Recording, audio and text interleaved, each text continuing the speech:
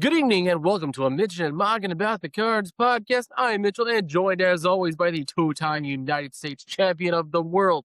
He's also the owner and proprietor of the Superstition Ranch there in Chandler, Arizona, where Monday nights we're a little rain delay because of some activities in our personal lives yesterday, so we're here on Monday.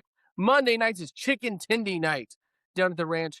Tyrell, what's your favorite dipping sauce? Don't try the ranch, so I go in buffalo. I mean, ranch is Midwest ketchup. Yes, I've it been is. been all about hot honey lately. Oh, yes, yes. I will throw that shit on everything. Everything. I put it on my peanut butter sandwich even the other day. It was delicious. I've not tried that. Pizza's been my big one. Okay, I'm with you on that one. Great on pizza. It's fantastic on fried chicken. Ooh, yeah. I put it in. I've also done blueberries, Greek yogurt, and hot honey. Works out well. Ooh, that's a flavor profile. I always try. I like that. Let's talk a little baseball. Rough series in Minnesota, only winning one game. There should have been a sweep. Yeah, there. The Possibility bullpen was was there. atrocious. Yeah. What are your thoughts on the Minnesota series? Um, Byron, can we trade for Byron Buxton because he hits the shit out of Cardinal pitching? Can we get him on our team now? I thought the offense looked great. Burley, come on now, what a monster home run he had, looking good. Walker looks good again. The three strikeouts yesterday, though, that was uncommon, but I thought the offense looked good. Pitching looked good until you get to the bullpen, and once again, that bullpen just lets us down. You really need to. Time really needs to do some work on that bullpen. Let's talk about the offense as a whole. They just mentioned on the broadcast tonight as I'm watching the game. 69 runs scored. Nice. Since June 3rd, first in baseball. Excuse me, second in baseball. 40 of those with two outs, which is first in baseball. The offense is clicking. Yes, yes. The moves that they've made, bringing up Blaze Jordan, we hit it again. Bringing him up, Velasquez, like the little moves they've made have done really got this offense clicking and working well together. I like those pieces. Now you just got to get the whole well rounded out. The pitching's going to kill you, which brings up a point, and it's not in our rundown, but if you have to go get three arms, are you better just to trade? Because you got to have three arms now to compete. You need two in the bullpen and one in the rotation. I think because the Cardinals have fallen behind on the pitching development, I think this is the only way they're going to be able to do it is they're going to have to go in the trade market because there's no free agent, but you're going to have to go to the trade market and get what you want. So are you saying buy or sell still? Because we go back and forth every week. But if you're still +2 in the wild card. I'm buying, man. I am buying, and I know there's fans out there saying, "Hey, stay the course," and I'm with you. But you got to buy, like we've said, this winning only comes around once in a while. You've got a good team out there. You got to reward them for their hard work on the field. I think you got to buy. You have to buy. You need a starter, a middle reliever, and really a back end guy, an eighth or a ninth inning guy, ideally at this point. Riley O'Brien is not it. The Kyle Leahy experiment's about over. Matthew Liebertor probably needs to join his BFF in Memphis at this point. Yeah. So you're going to need arms, but are you better just to stay the course? They're ahead offensively. No one. They're a year ahead offensively, and they're a year behind pitching wise. So it depends on like if Lars can fetch you back an arm. I still say you got to try to compete. You still have to you can't mail it in, and that'll show the fans of St. Louis that you really mean business because that ballpark still ain't sold out yet. No, and I'm hoping now with summer, it's probably going to get that way. Maybe, hopefully. They're still releasing some good ticket deals. I'm actually going to the game in Kansas City Sunday, so I'll be able to kind of give more of a live report there. Kind of going to our next topic because he's at bat right now. We had some breaking news Friday. Blaze Jordan called up Gorman down. Big series for him in Minnesota. What's your thought on Blaze Jordan? As we predicted on this show, free Blaze Jordan. We are 2 for 2. If you're in Memphis right now, send us a DM. We'll get you called up to the show. That's for right. A nominal fee. The new Memphis Mafia coming out here too. Like I love that. Like what we're getting on. I didn't get to see. He played first base pretty good yesterday. I didn't see him getting grounders on Friday at third base. Overall, good looking guy. Good awareness of the strike zone. Waited for his pitch, and when he hit it, he hit it. That mammoth shot he hit yesterday. Say now. boy's got some power. So no, I was really happy to see him. I hadn't watched too much of him down in Springfield, um, or Memphis, sorry. But no, it looked good. I well rounded. He's contributing to the lineup much more better than Gorman already had. So stick with him. Mason Wayne can cover a lot of his mistakes going to Hmm. his left. And with Yes. the arm Mason's got, I think that'll help defensively. And if you can hit, you just got to be average defensively. Yeah, he's gonna have some growing pains over there in third base. He's gonna have to learn a little bit, and that could be what the offseason's for because maybe they didn't predict him to be this good this year quick. So, and I think give him another offseason with some MLB staff, and you can see what they did with Jordan Walker and turned him around into an outfielder. So I think you can turn Blaze Jordan into a third baseman, if not a backup first baseman for Burley, and give him DH, first base, third base. You can still play several games a week in that rotation. Yeah, and there's plenty of spots there too. I'm curious to see what he looks like against a lefty because he is known for murdering left-handed pitching all the way up. So I'm excited to see when they get a left-handed starter. But as we've kind of talked about a lot already, the bullpen has just been atrocious and kind of got me thinking. Way back in the before times, a magical little time called 2003, the Cardinals had the best offense in baseball. You had peak Albert Pujols. You had Edgar Renteria, who hit 16 home runs with 100 RBIs. Roland had 100. Jimmy Ballgame hit 40 home runs with 100 plus RBIs. Let me throw some bullpen numbers at you. Izzy was hurt that year. He only pitched in 40 games. And these are all guys who had at least 30 appearances. Jason Simatachi had 46 appearances and a 5.56 ERA. Jeff Fassaro, who's the big lefty out of the pen, or one of them, Yeah. 62 games with a 5.68 ERA. Esteban Yan, there's a poll. Wow. 39 games with a 6 ERA. Dustin Hermanson a 5.46. Lance Painter with a 5.5. Russ Springer, I think, ended up getting released. 8.31.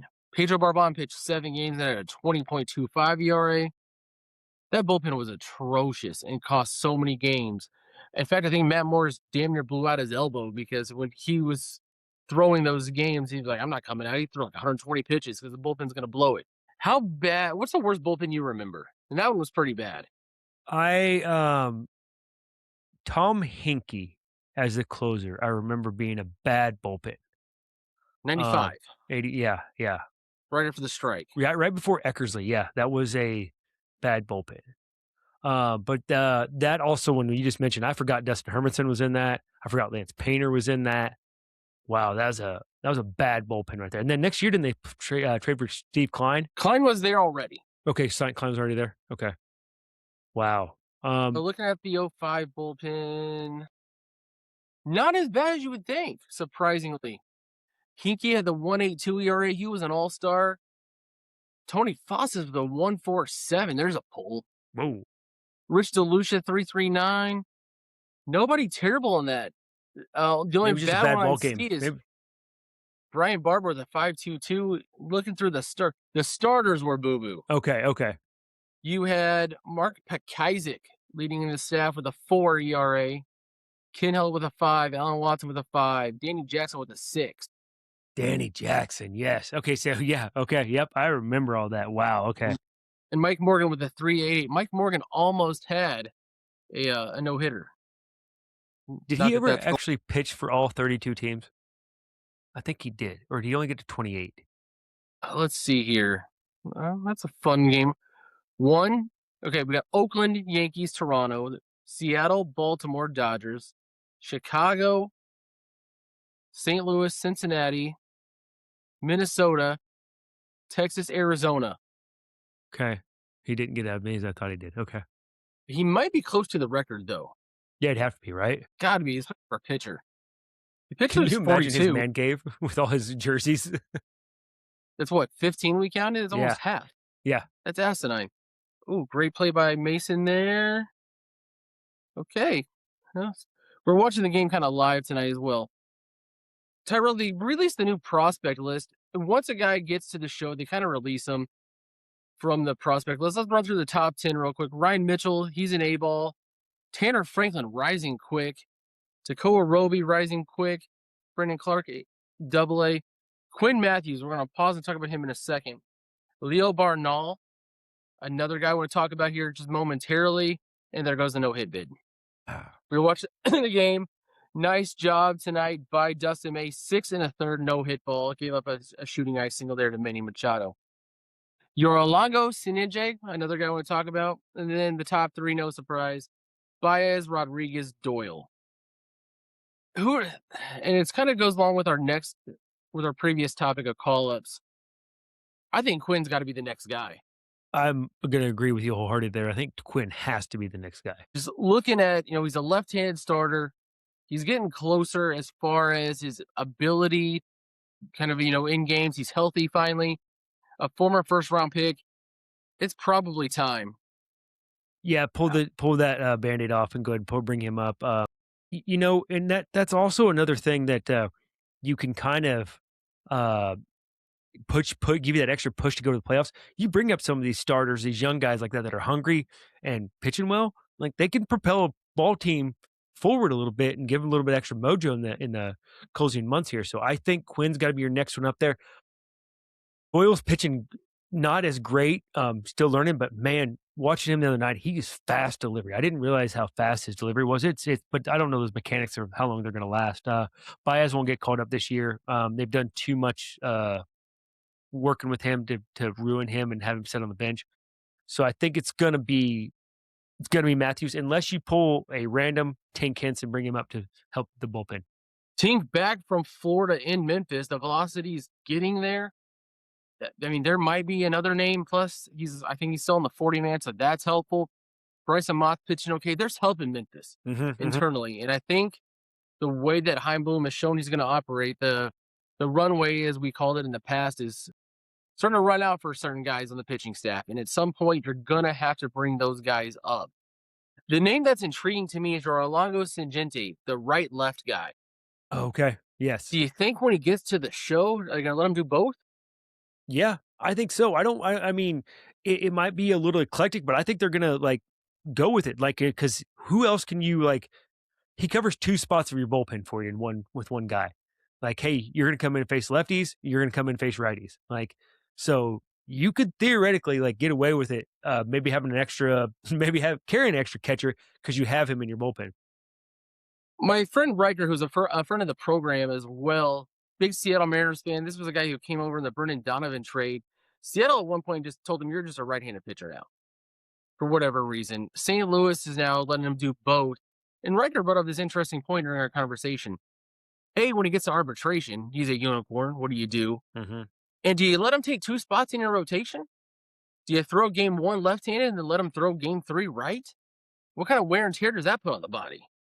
Man, you'd have your cardio would have to be on point like that for a pitcher wise. Your lungs are what are going to give out in your bottom half. So he's going to be strong bottom half. If you're going to do that, if you do that, then he's only going 4 innings. He's your opener. He's not going very many. If you're going to do that to him, it would be cool to see. I do like how the Cardinals let it do it though, because you're letting him be himself. And if he feels like he can pitch that way, go ahead and do it. And I think that's what you have to do with today's young ball players. Is you got to let them be themselves and let them play. Would you even do this? Let him the first time he sees a team, he's throwing right-handed, and then the second time through the season, you let him throw the other hand to kind of Yes, mess up because the then you don't timing. have the book on him yet. Absolutely. Or do you let him go batter by batter? Can you do that? So the pitcher has to declare first, right or Okay. left, and Okay. then the batter can move. Years ago, there was that video on YouTube of the switch pitcher and the switch hitter, and they went Y back and forth for a solid 3 or 4 minutes Yeah. of just ping ponging back and forth until finally they had to look up the rule book. Once the pitcher declares, then the batter declares. Now we play ball. Okay, okay. So you could let him go right, left, depending on the look you get. Does the dude just carry 2 gloves out there, just put one in the back of the mound? Like, "Oh, I'm gonna pitch left and right this inning." I do believe he's got a specialty glove. Okay, I think I was Where he gonna can move ask that question. That'd be feel when, weird. and then the other two names, the two big catchers, Leo Barnall and Ronald Rodriguez. Barnall in Memphis, Rodriguez in Springfield. Don't think Ronald is going to get the call this year. Mm, And Barnall probably blocked right now by the young catching of, Crooks and Ivan Herrera. So it's an yeah. interesting trade list. It is, and that's why I don't know what they're doing. They're absolutely stockpiled talent and are just going to let them play out, let the competition play out with amongst themselves, and then trade people, I guess. But it's interesting how much talent they have in the catching position. More on that here. We'll go to our kind of trade talk. Tyrell, the first All-Star ballots were released today, and we're just going to talk about the National League. Drake Bowman leading the catchers. Pedro Pajas at 10. Hey, Ooh, good for Pedro. good for Drake him. Baldwin with almost a million votes, though. Pajas with 70,000. First base, Freddie Freeman. Burley with 155. I mean, he's nowhere close. Second base, Ozzy Abeles with about a half a million, a little over. JJ with only 148. That's a star there. Third base, Max Muncy of the Dodgers at close to a million. No Cardinal in the top 10 there. Alec Bohm, interesting. If you ever look up his numbers at 386,000, Nolan Gorman's got better numbers than Alec Bohm. Shortstop, CJ Abrams, leading with about almost 600,000. Mason with just 100 grand. The DH at Shohei is not even close to anybody else. Herrera at fifth. The outfield, they give you six. And here's where the discussion's going to come in. Mhm. Andy Paez, who apparently is everyone's darling now, 800,000. Acuna, almost 700. Brandon Marsh from the Phillies. Michael Harris. Teoscar Hernandez from the Dodgers at 507,000. And then closer to seventh place than fifth place, Jordan Walker at 437,000, the leading Cardinal vote getter. Tyrell, there's so many things wrong with the All-Star game. Let's just riff for about 3 or 4 minutes here. Go. Yeah, I don't understand it. I'm really kind of annoyed at Cardinal Nation. Like, get out there and vote. Like, you want these guys in there, get out there. Walker should be definitely higher than that. And I also wonder if it's a national media too, like not giving these guys enough love. Like, hey, you're two up in the wild card. You're number one. You're in second place. You're playing good. I know that they were going to be a lackluster team this year is what we thought, and they're playing out of their mind right now. But the fact that you've got, I mean, Ronald Acuna Jr. is WAR above him. His WAR is a .9. He only beats Jordan Walker in two categories, and that's stolen bases and OBP, on base percentage. Eh, Like really, eh. I mean, and it's he's got 15 stolen bases to Walker's 10, 373 to Walker's 348. But Walker's smoking him on every other category.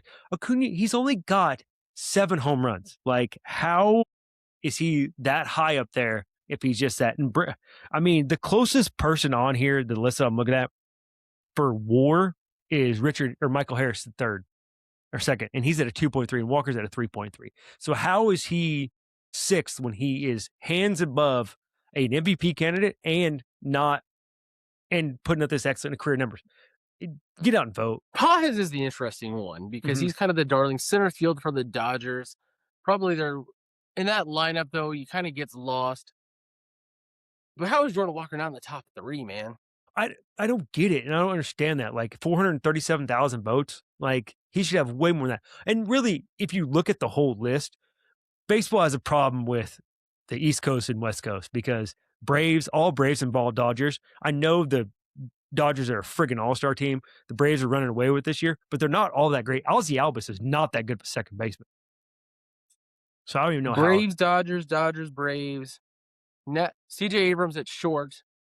Mookie Betts right on his tail, though. Dodgers, Dodgers, Brave, Philly, Which that Dodgers. Yeah, Alec Bohm or Brendan Marsh should not even be on here. I don't even understand how he's on this at all. Like a 1.9 WAR, he's got his bat average. He's hitting 322. That's the only reason. But how is he an all-star when he's got just those type of numbers? When you're getting smoked by a 23-year-old, 24-year-old now having a career year, should Was absolutely be it higher now. 2015 when the All-Star game was in Kansas City and the Royals fans just stuffed the shit out of the ballot boxes where like Alex Escobar was the starting shortstop in a $150 Mm-hmm. because their whole infield was starting, I think, that year. Yeah, and absolutely Walker and Weatherholt should be all-stars. I can give you Burley with what Terry's on and Herrera, but those two for sure should be on your all-star team. I would almost go Burley over Weatherholt. I would too, but for a rookie, what Weatherholt's doing is pretty impressive. But I agree with you on that. Like Burley is he's just a Looking hitter, at man. this, looking at the second baseman, Albalese, I don't see it. Bryson Scott, Bryce Terrain, Hasan Kim, and Luis Arias, who's a solid hitter, is the Mhm. top 5. Maybe Brandon Lowe should be there based on merit. Maybe. Is it time to change the All-Star voting? The Uh, NBA does a little bit fan vote. The fan vote is weighted. The I think players' vote is higher, yeah, and the okay. media vote is higher.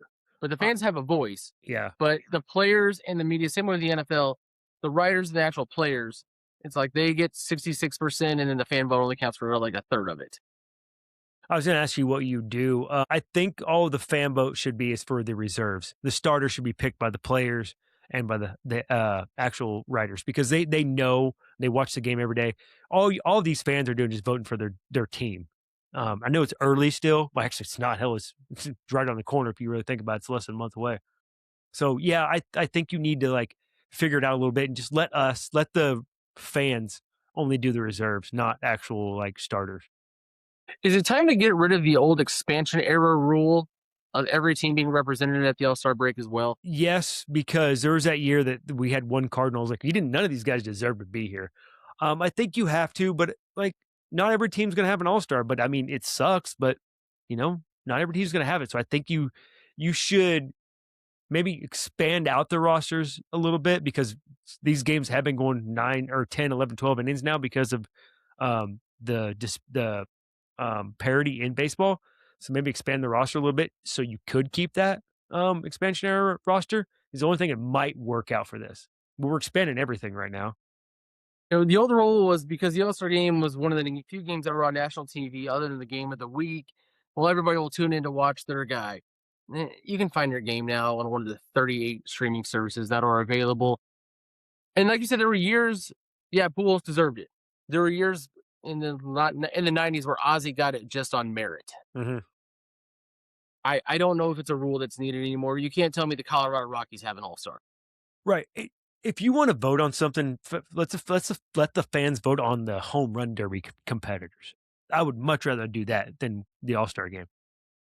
When you look at a bad Royals team too, the worst record in baseball. Bobby Witt's going to make it probably as a starter. I didn't look at the American League stuff. But that'd be interesting. Who get your voted for the home run derby? Walker, Vladdy G. Um, I wouldn't mind seeing uh golly, I just lost every name I had in my head. Um, but now for sure Vladdy and Walker in there. Off the top of my head. Oh, Jordan Alvarez has to be in there. That dude hit monsters. Judge, of course, but he's gonna be dealing with other things. And then give me an alumni. Give me one veteran every year we can just pull out. Let King Griffey Jr. come take some swings. I bet he could still compete. Absolutely, I would love that. Well, I think that'd be so much fun. Um, but Matt Holliday come out there, that dude can light up a freaking baseball stadium. They've got the format now to where it's not American League, National League. It's a tournament now. Yeah, give me the All Stars or the Hall of Famers on one side of the bracket, and give me the young guys on the other. Junior could probably still pop. Holly looks like he could still start for half the teams in the MLB right now. Yeah, yeah, he does. The dude, he's That crazy. that would be fun, like the old 1960s home run derby they used to have on TV. Let's Yes, show that. yes. That was the old TBS rain delay classic. And keep Chris Berman in there. I don't care if you have to like fake his voice with AI as he dies. I want to hear back, back, back, back, back, gone. I want to hear that. I think it's on Netflix this year with some guy you've never heard of calling the action. Probably. Yeah. As per Baseball usual. is better when I get to listen to Joe Buck and Bob Costas, and then the home run derby leading up to it. I hear Carl Ravitch through the pregame. Hmm. Take me to Chris Berman. Yep. That's baseball. Yep. Give me a little bit of both Buster Olney, Peter Gammons, and I'm happy. I love some Peter Gammons. Oh, yeah. Dude knew That his stuff. smooth voice. Hmm. Is he still doing some stuff for MLB Network? I don't know. Is he still alive? I'm gonna have to look that up. That's Because I mean, he was old when we were in college, dude. I don't uh, even know. I'm sure we would have known, right? he's 81 now. That's all? Okay. Well, I guess it is true. We are aging better than our He's retired now and just does special pieces for the Globe. Okay, okay. That makes sense. Yeah, it does. It does. Like to see him out there. Yeah, I just okay. Now, do you remember Baseball Tonight? That used to be quite the it's not even a thing anymore. I would religiously watch that show. I loved it. It's because as soon as the Cardinal game was over, you'd flip to Baseball Tonight, watch Sports Center, and then watch Baseball Tonight again at 11 to catch the West Coast updates. Absolutely. Always did. I love baseball tonight. I don't know how didn't become a thing. Like it's a very popular sport that everybody bought into football, so it's fine. ESPN serves the NBA and the NFL. That's it. Yeah. Yeah. You can't. There was one hockey guy still on staff there. They got rid of all the baseball coverage. It's depressing. And MLB Network cannot compete with them whatsoever. I don't understand why they can't have a baseball tonight that's just awesome. They just can't. ESPN bought MLB Network.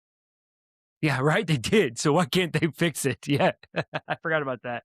I like Greg Amaker. He does a good job. St. Louis Yeah, guy. yeah. National pregame show that they do, but I don't ever watch baseball MLB Network for the highlights or anything. Mm-mm. When MLB Network first came out, they used to do like all the documentaries and things like that. There was a thing called Prime Nine where they gave you like top 10 9 plays from a right fielder Uh or huh. 9 funniest plays of the 2000s. They don't show that stuff anymore. I think it's more all about hot takes and talking now. There's none of that. We want to do show highlights. It's all about what's the sponsors want. What's the hot take going to be like? Who's going to get traded this year? Who's going to give you the soundbite? Mm-hmm.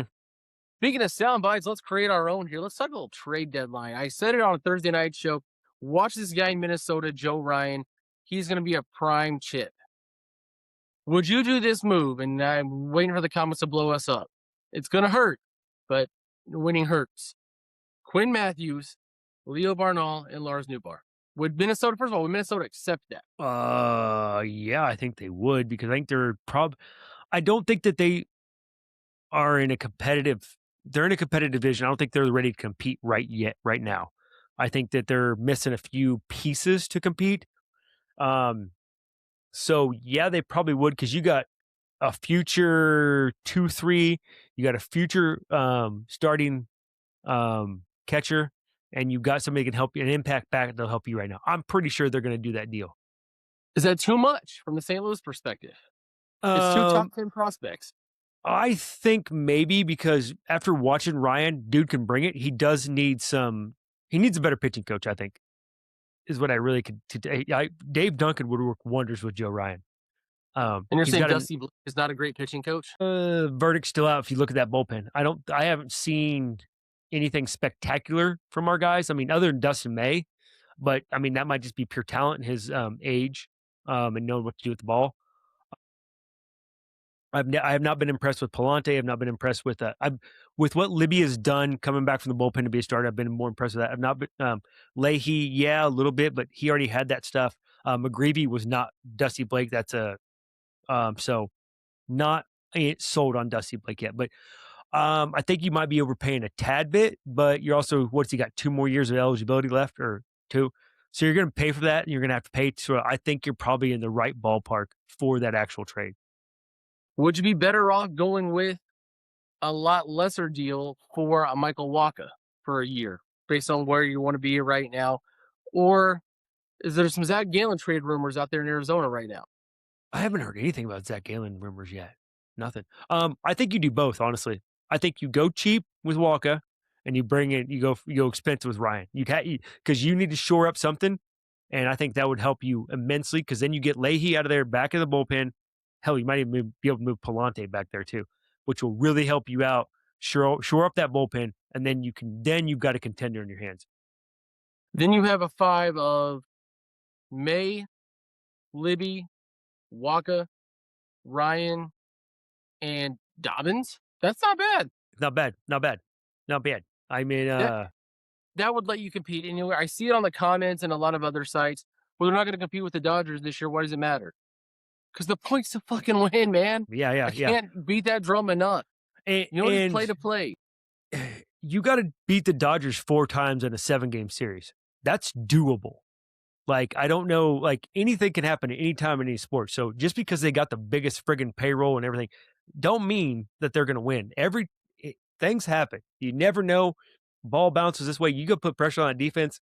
You're going to see what happens. You never know. So absolutely, you're still going to compete. It's all about winning. Tyrell, I'm gonna go to the game Sunday in Kansas City. Happy Father's Day to me. Yay. My family's taking care of us for that. What's your favorite away game ballpark to watch a game at? I have been to a couple, but this is gonna be one where I have not been to because I think that and they're my most well, nope, nope. I'm gonna say PNC.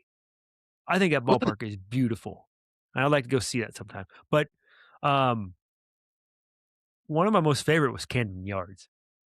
Ooh, good pull. That was a beautiful we about got kicked out because we were a little rowdy, but that was a No, beautiful ballpark. Camden would be cool. I've been to the ballpark in Arlington. I've been to Turner Field. I've been to U.S. Cellular Field. Been to the Metrodome. That place was a freaking dump. Oh, yeah, I bet you it was. The Metrodome was a dump. Yeah. I would like to see Wrigley just for the history, Yeah. but I heard it's also a dump. Mhm. Probably never gonna get out to San Francisco. That place looks cool. I would say if a doable one would be PNC. Yeah, yeah, and I I think agree that'd be a with you. fun one to do. For I of course, you gotta do the Holy Grails. I would love to do, Boston, Wrigley, and, Dodgers, Chavez Ravine. Ooh, we are going to LA this summer. Maybe I can talk my family into going to Dodger Stadium. Probably not, but maybe. Maybe, maybe. Dude, tickets are ridiculous. Dude, everything's ridiculous. That's fair. Because we just spent, $40 million on a UFC fight. As we talked about in tonight's segment, either old man yells at cloud or I don't want to get political, but in the in a time long ago, the country was in an uproar when Michelle Obama tried to plant a vegetable garden at the White House. We had motocross and cage fighting on the front lawn of the nation's house to the tune of $40 million in taxpayer money last night. Tyrell, did you watch the fight? I got to watch 4 of the fights. My kid was pulling me around everywhere. I got to watch the Chandler fight, the Sugar Shane, the heavyweight, and then the main event. It was a spectacle, like that it shouldn't have been. Like, what are we doing? I Like was with Peloton, very Idiocracy was a documentary. yes, yes, we are living in that point, and it you showed that last night. You're bringing all those guys out there with, and I get it, and also America's birthday is July 4th. It's not June 14th. I don't know what you're even trying to do there and try to pull that out wool over our eyes. We're not stupid. I know when America's birthday is. It's when we signed the Declaration of Independence. So sorry, bud. Technically it's July 3rd, but let's just go. Let's they're splitting hairs there. But come on, like it was crazy to watch. I could not believe it. And then you got another 80,000 people back behind you at a different complex doing it too. Like I just it was ridiculous. You're a history guy. I'm very curious to how historians will view this period in American. Well, if you it's the same as Nero back in the Roman times where all he was trying to hide everything going on by showing giant spectacles of gladiators and stuff like that. So it's the same thing. That's what they're doing. They're trying to, you know, distract us with all the bullshit that they're pulling and doing by like, hey, we're gonna give you this cool event, which is what, watch one hand while the other one's doing something else. So they're doing the same thing. It's gonna be the fall of the American Empire is what it is, really. History has shown us around between the 250 and the 300-year mark. That's when society crumbles, and you can't flip on the TV without it saying 250 years this year. Yep. Once you start be devaluing your own currency, you're screwed. And that's what we've started to do. And we're in that part of our collapse right now. So Ugh. we're right there. Finally tonight, speaking of turning on the TV, anything on your watch list this summer? A lot of good Um, street stuff this summer. Welcome to Wrexham comes out in the summer. I think that's about it. Because other than that, man, kids got the TV and I'm watching Paw Patrol, Bluey, Peppa Pig. What the hell else she like? Oh, Peppa Play-Doh. That's the other thing she loves. It's just a fucking Ugh. generic term. Mine's past the hanging out with the family to watch TV. My wife's watching Dutton Ranch. It's okay, Okay. but I'm really excited for House of the Dragon season 3. That'll be coming up pretty soon. I believe next weekend, 2 weeks. That Sunday night. I need to rewatch it. Have you watched Spider-Man Noir with Nick Cage? I just started it the other day. Awesome. You watch it in black and white. Or you watch it in color. Black and white. Apparently, see episode 4 is when you got to flip over. Okay. No. I love doing stuff in black and white. I grew up with a black and white TV, dude. I love like Ghost of Tsushima. I played that in black and white. Love that. So awesome thing to watch. The Zack Snyder cut Justice League in black and white, Justice is Dark is very cool. It kinda like Yeah. Shit, plays that movie to still sucks. that movie's god awful. Yeah, But yeah. like I said, anything's cooler in black and white. Yes, I You agree kinda with get you. that noir kind of vibe to Mhm. it. We'll be back Thursday to recap the Padres series. Right now, looking pretty good for Dustin May. I'm gonna go ahead and jinx it. He's thrown 8 innings, 8 Ks, a walk, just giving up 1 hit as he goes out for the ninth inning. Let's go, May. Is he finally real quick? Is he an all-star? Yeah, he's turning up this last 4 starts. Yeah, I would say like he is putting himself on the All-Star team. June 15th. Give me Walker, Burley, Dustin May. Yep, with you. Perfect. For the Mouth of West Tyrell Mock, I am Mitchell Jenkins, and we will see you on Thursday.